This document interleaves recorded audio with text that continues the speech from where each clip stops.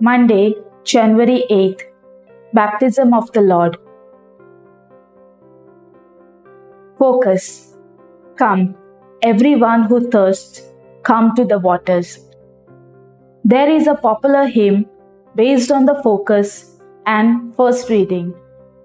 It reminds us of the compassion of God who gives us His living water free, because He knows we cannot afford the price.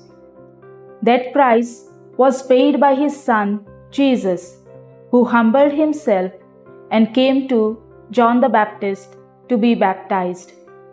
The Apostle John reminds us in no uncertain terms that this was no ordinary baptism, but one of water and blood and the Holy Spirit. The Holy Trinity was present at Christ's baptism, which shows its immense importance.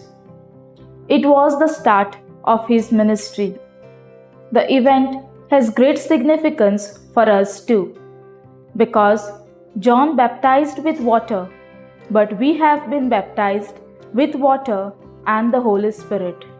God tells us that just as He prepared Christ for His ministry through His baptism, we too must realize the significance of our baptism and carry out our mission of spreading the good news. And He invites us to take a closer walk with Him. Do I really thirst for the Lord? If so, I will return to the Lord, that He may have compassion on me and abundantly pardon me. Fruit. How can I, a baptized Christian who has drunk of the waters, bear witness to the love of Christ?